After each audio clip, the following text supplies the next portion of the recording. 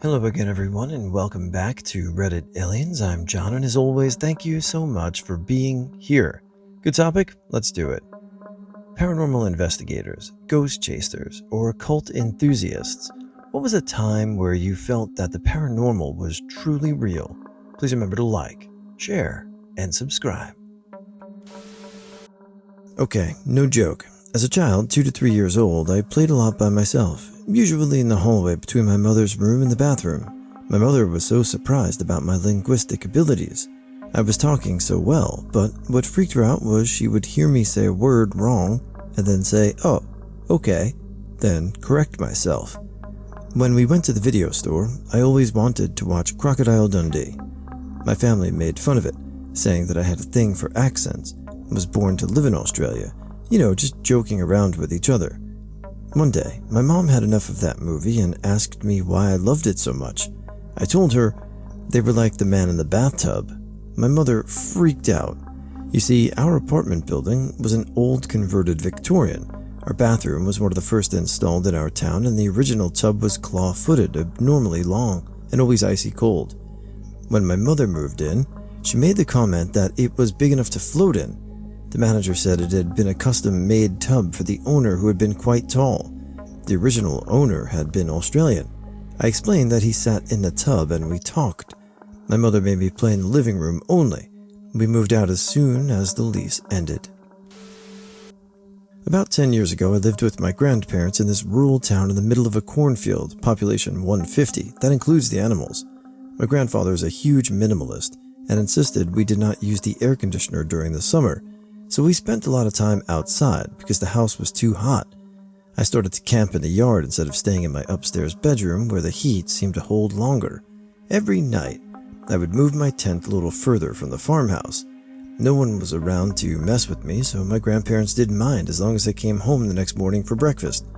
One evening, there was a meteor shower I wanted to see, but the glare from the one street lamp we had next to the house really screwed with star visibility. I spoke with my grandmother, and she gave me permission that night to camp in the woods. I've played there many times during the day, so I knew the area pretty well. There's one big circular clearing that would be perfect to set up in. It was really far from the house, but again, no one lived out here except us. I pitched my tent around sunset in the center of the clearing. Looking up, the canopy was nowhere near to be obscuring my view of the sky. It was absolutely perfect.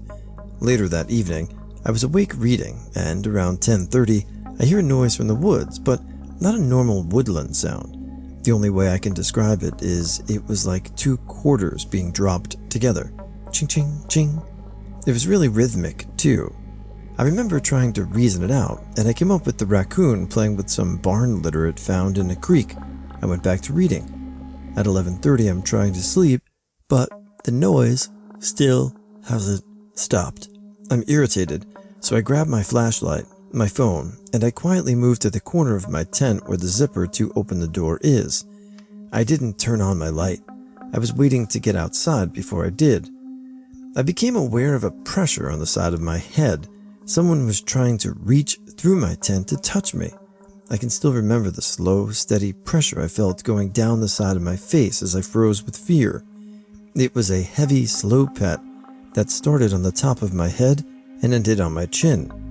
After seconds that felt like minutes, I threw myself away from the corner. I saw and heard nothing. The chiming had stopped. I jumped back up, ripped my tent open, looked around the clearing, nothing. I called my grandmother. I have a little brother. I wanted to make sure he was in bed, even though I was terrified of the dark. While she was checking, I jogged around the clearing, looking and listening for anyone.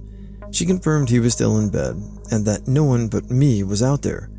I never found anything or anyone, but it was too far for me to walk home that night, so I crawled back into my tent and tried to sleep. I remember listening for the chinging again, but it was so quiet. No frogs, no crickets, just the wind carrying an impending feeling of dread until the sun rose the next morning. We don't have any large predators in our area, and the canopy was too far from the tent to have something fall on me. To this day, I have no idea what it was. I just tear up and get goosebumps every time I think about it. And no, I never went back there at night.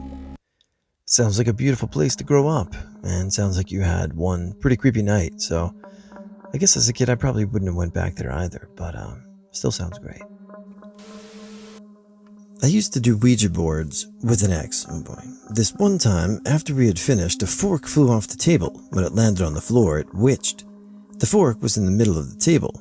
Another time, we did one in her bedroom, and the last message was, "We will be known." We stopped and my ex went downstairs. The only other person in the house was her mother, and I heard her go into the bathroom and lock the door. So, I knew where everyone was. Then I heard a thump on the bedroom door. I don't move. Hear X come upstairs and she enters the bedroom. I can't recall what we chatted about then, but her mom then came out of the bathroom and came into our room asking, "Was this one of you two?" We said no. What happened? She held up a tea light that was flattened on the one side, as if it had been thrown at the floor. I have other stories from that time that, if I ever find more corroborating evidence for, will point to evidence for will be proof to me of a spirit realm. Until then, these are only events that I mean to keep an open mind on something. Oh boy, there's been a few times. All of them were relatively funny in one way or another, considering I take no so-called spirit seriously, which, as you can imagine, probably pisses them off. You ever had a laptop thrown at you by a spirit because you called them a bitch-ass nerd? I have. The comb fiasco and the laptop situation were the two where I was most convinced, and promptly got my mom to do her fun little cleansing the house thing she was taught by a very doped out mom when she was a kid.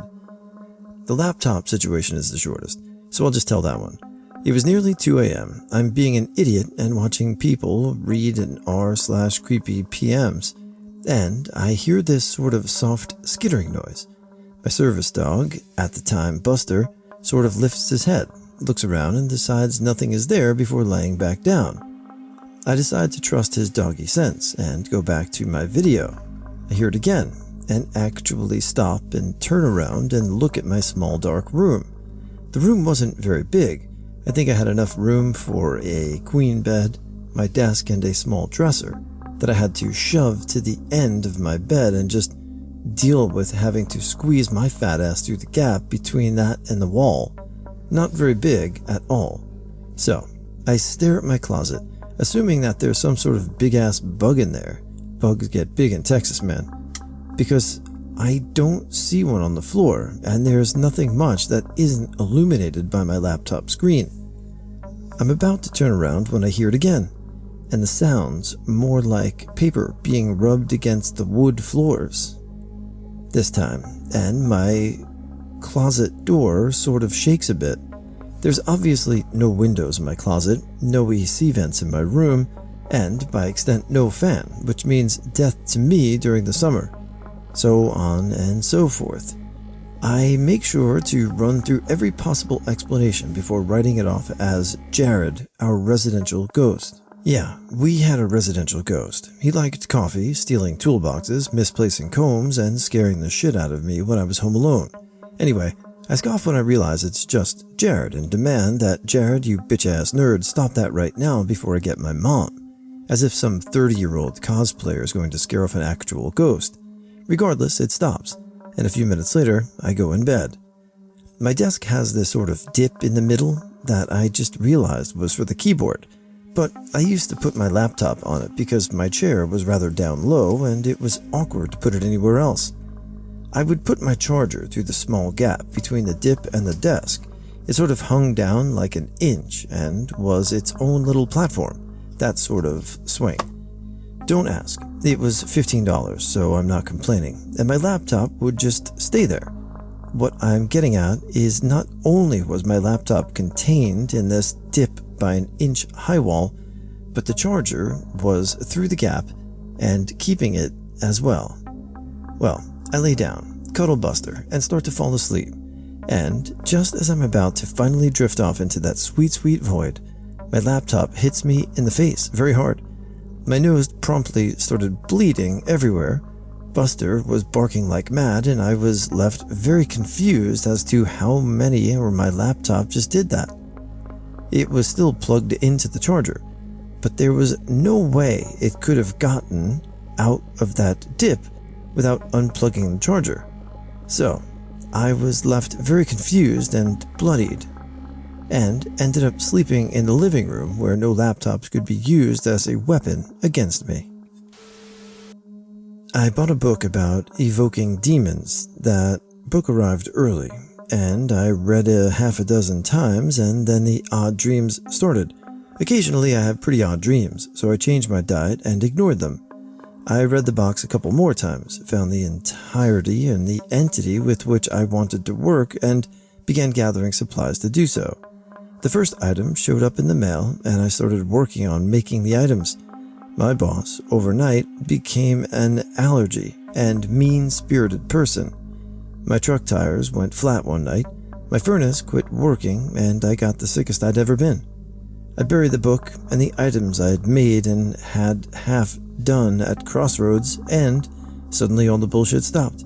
Thus begins and ends my career with the Ouija.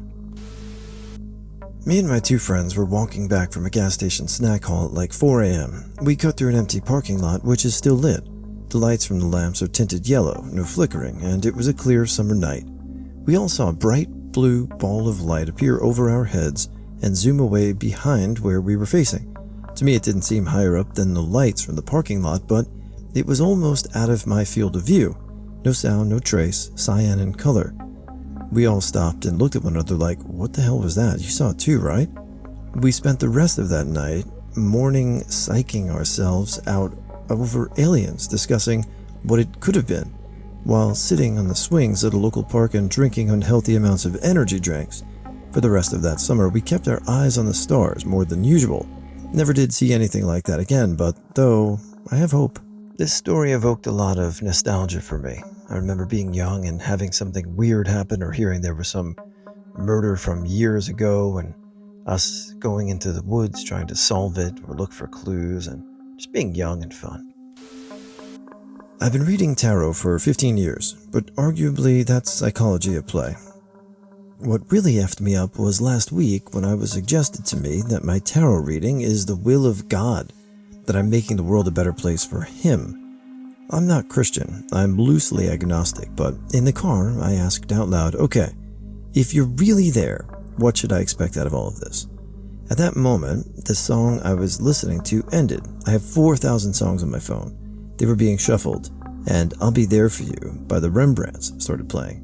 I nearly wrecked my car, staring at the phone in disbelief. I swear the house I grew up in was haunted by a boy who died that used to live there.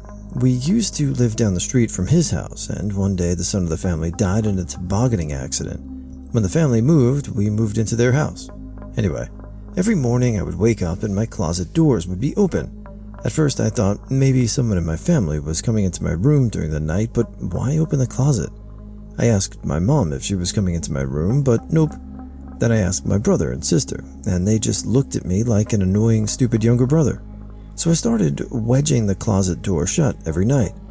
I'd shoved my clothing from the day in front or the bottom of the door so it wouldn't open. It stopped for a few days. But sure enough, it would still open. It started to freak me out enough that I decided leaving it open would give me peace of mind, and it did, until I spent some nights sleeping in the basement. Every night I slept in the basement, I would always wake up in the middle of the night. I would wake up to what sounded like shuffling footsteps on the carpet. The first couple times, I just tried not to think about it.